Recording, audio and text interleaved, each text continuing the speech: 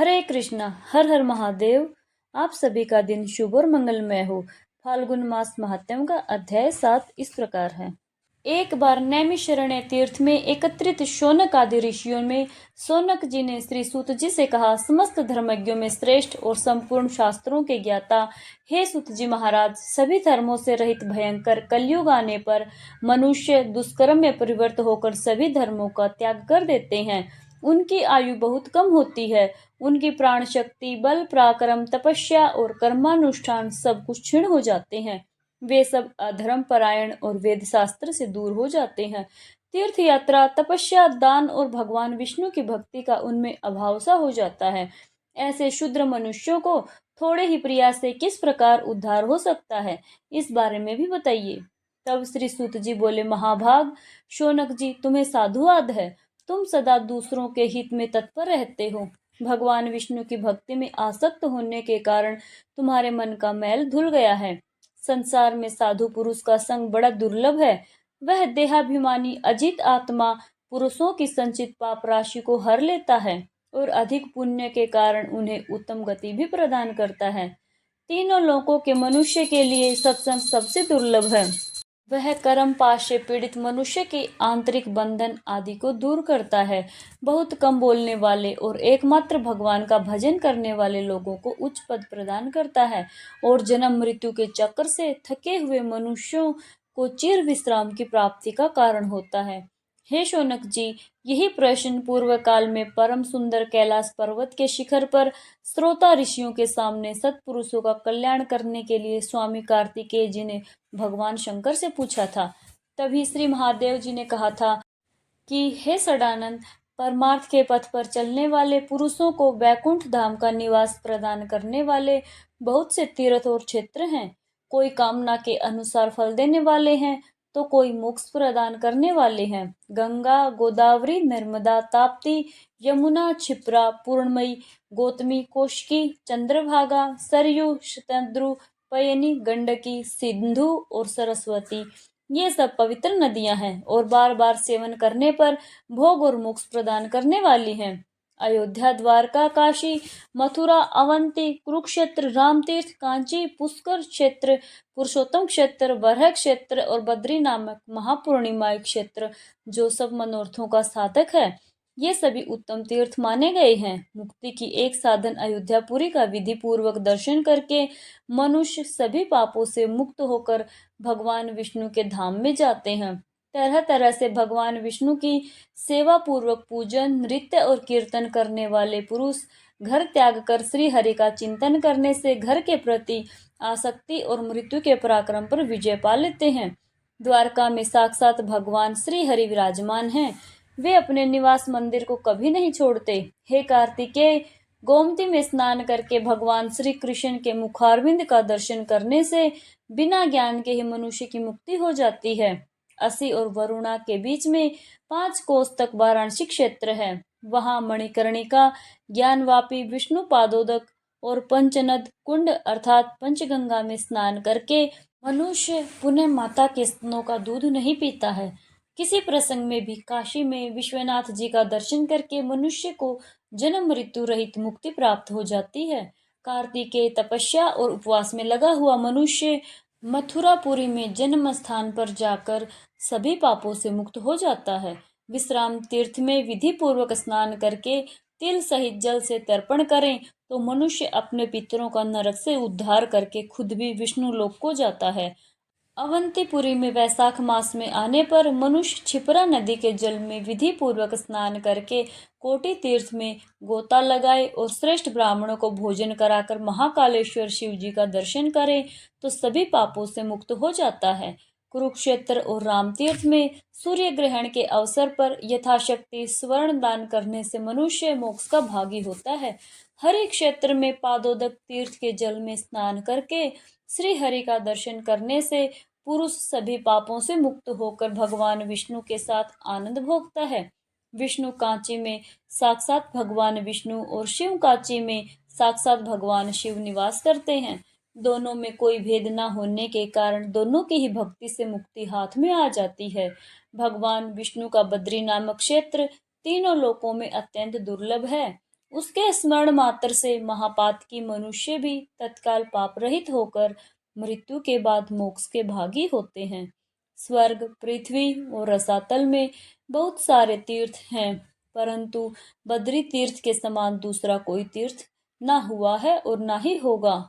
कार्तिकेय तप, योग और समाधि से तथा संपूर्ण तीर्थों में स्नान करने से जो फल मिलता है, वह बद्री क्षेत्र के भली भांति दर्शन करने मात्र से ही मिल जाता है। तब स्कंद भगवान ने पूछा, हे प्रभु, यह क्षेत्र कैसे उत्पन्न हुआ? किन लोगों ने इसका सेवन अर्थात दर्शन किया है? और इस क्षेत्र के अधिपति कौन है? यह सब बातें भी मुझे विस्तार पूर्वक बताइए। तब भगवान शिव इस प्रकार कहने लगे कि कार्तिकेय, यह बद्री क्षेत्र अनादि सिद्ध है। जैसे वेद भगवान के शरीर हैं, उसी प्रकार यह भी है। और इस क्षेत्र के अधिपति साक्षात भगवान नारायण हैं। नारद आदि महर्षियों ने इस तीर्थ का दर्शन किया है, सेवन किया है।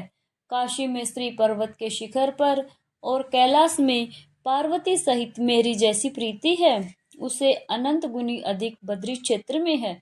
अन्य तीर्थों में अपने धर्म का विधि पूर्वक पालन करते हुए मनुष्य यदि मृत्यु को प्राप्त होता है तो उसे मुक्ति मिल जाती है, लेकिन बद्री क्षेत्र के दर्शन मात्र से ही मुक्ति मनुष्य के हाथ में आ जाती है।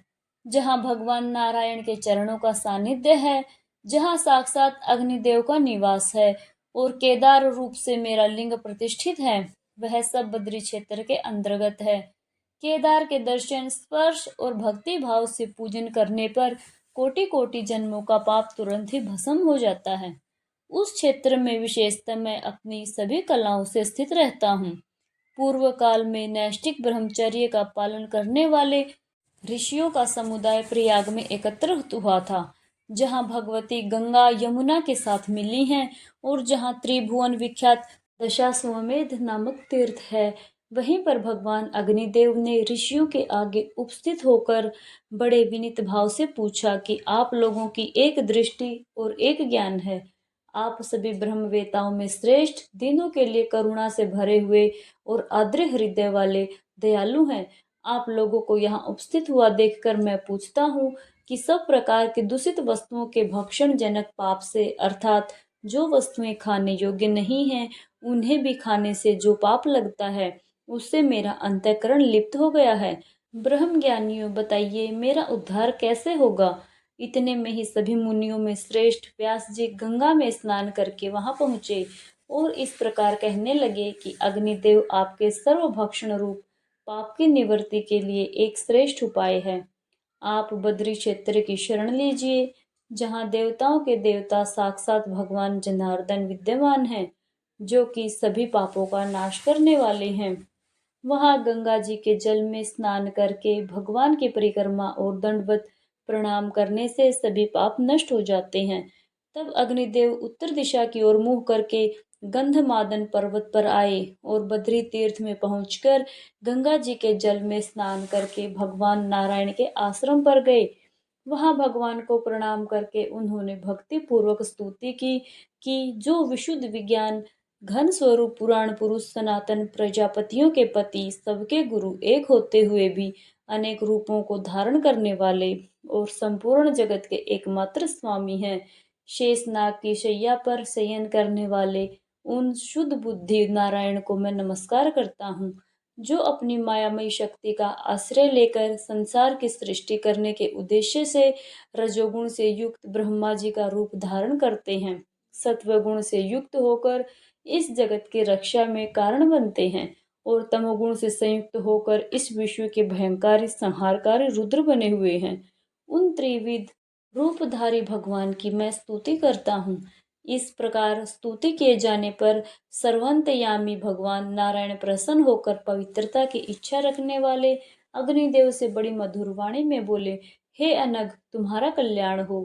तुम कोई वर मांगो, मैं तुम्हें वर देने के लिए ही आया हूँ और तुम्हारी इस स्तुति और विनय से बहुत प्रसन्न हूँ।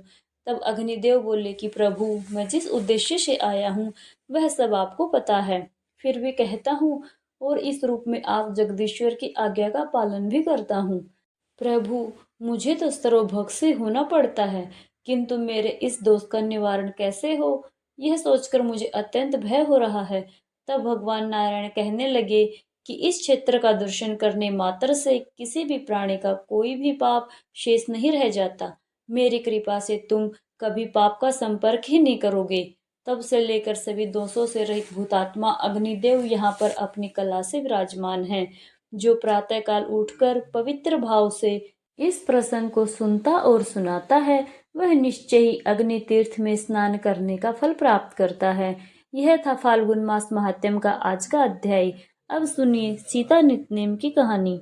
इस कहानी को सीता माता कहती थी और प्रभु श्री राम सुना करते थे। एक दिन श्री राम भगवान को किसी काम के लिए बाहर जाना पड़ा, तो सीता माता कहने लगी कि भगवान, मेरा तो 12 वर्ष का नितनेम है, अब आप बाहर जाएंगे तो मैं अपनी कहानी किसे सुनाऊंगी। तब श्री राम ने कहा, सीते, आप कुएं की पाल पर जाकर बैठ जाना और वहां पर जो भी औरतें पानी भरने आएंगी उन्हें अपनी कहानी सुना दिया करना। सीता माता कुएं की पाल पर जाकर बैठ गई। तभी एक स्त्री आई। उसने रेशम की जरी की साड़ी पहन रखी थी और सोने का घड़ा ले रखा था। सीता माता उसे देखकर कहने लगी, बहन, मेरा 12 वर्ष का नितनेम सुन लो। पर वह स्त्री बोली कि मैं तुम्हारा नितनेम सुनूंगी तो मुझे घर जाने में देर हो जाएगी और मेरी सास मुझसे झगड़ा करेगी। इसलिए उसने कहानी नहीं सुनी और अपने घर चली गई। लेकिन उसके घर जाते ही उसकी रेशम जरी की साड़ी फट गई। सोने का घड़ा मिट्टी के घड़े में बदल गया। सासू ने देखा तो पूछा, अरे बहू, यह किसका दोष अपने सिर पर लेकर आ गई। बहू बोली, माँ जी, कुएं पर एक औरत बैठी थी। उसने अपनी कहानी सुनने के लिए कहा, लेकिन मैंने नहीं सुनी। शायद उसी का यह फल मुझे मिला है। बहू की बात सुनकर अगले दिन वही साड़ी और वही घड़ा लेकर सास कुएं की पाल पर गई। सास को वहीं पर सीता माता बैठी मिली तो माता सीता ने कहा, बहन, मेरी कहानी सुन लीजिए। सासू बोली, एक बार छोड़, मैं तो 4-4 बार तेरी कहानी सुनूंगी। तब सीता माता बोली, राम आए लक्ष्मण आए, देश के पुजारी आए, नित्य नियम का नेम लाए, आओ राम बैठो राम, तपी रसोई जिमो राम, माखन मिश्री खाओ राम, दूध बतासा पियो राम, सुत के पल का मोठो राम, शाल दुशाला पोठो राम, शाल दुशाला ओढ़ो राम, जब बोलूं मैं राम ही राम, राम संवारे सबके काम, खाली घर भंडार भरेंगे, सबका बेड़ा पार करेंगे, श्री राम जय जय राम। सास बोली, बहन, कहानी तो बहुत अच्छी लगी। फिर कहानी सुनकर सास घर चली गई और उसकी साड़ी फिर से रेशम जरी की बन गई। मिट्टी का घड़ा भी फिर वापस सोने के घड़े में बदल गया। बहू ने देखा तो कहने लगी, सासू माँ, आपने यह सब कैसे किया। सास बोली, बहू, तू दोष लगा कर आई थी और मैं अब दोष उतार कर आ रही हूँ। बहू ने पूछा कि माँ जी, वह कुएं वाली स्त्री कौन है। सास ने बताया, वह तो सीता माता थी। वह पुराने से नया कर देती हैं, खाली घर में भंडार भर देती हैं। वह लक्ष्मी जी का वास घर में कर देती हैं और मनुष्य की जो भी इच्छा हो उसे पूर्ण कर देती हैं। बहू बोली, माँ जी, फिर तो ऐसी कहानी मुझे भी सुना दो। सास बोली, ठीक है, तुम भी सुनो। फिर सास ने कहानी कहनी शुरू की। राम आए लक्ष्मण आए, देश के पुजारी आए, नित्य नेम का नेम लाए, आओ राम बैठो राम, तपी रसोई जिमो राम, माखन मिश्री खाओ राम, दूध बतासा पियो राम, सूत के पल का मोठो राम, शाल दुशाला पोठो राम, शाल दुशाला ओढ़ो राम, जब बोलूं मैं राम ही राम, राम संवारे सबके काम, खाली घर भंडार भरेंगे, सबका बेड़ा पार करेंगे, बोलो श्री राम जय जय राम। कहानी सुनकर बहू बोली, माँ जी, कहानी तो बहुत अच्छी है। सास ने कहा, ठीक है, अब से हम इस कहानी को रोज किया करेंगे। अब सास बहू रोज सवेरे उठती, नहाती धोती और पूजा करने के बाद नित्य नेम की सीता माता की कहानी कहती थी। एक दिन की बात है, उनके यहाँ पड़ोस की एक औरत आई और बोली कि बहन, जरा सी आग तो दे देना। तो बहू बोली, आज तो अभी हमने जलाई ही नहीं है।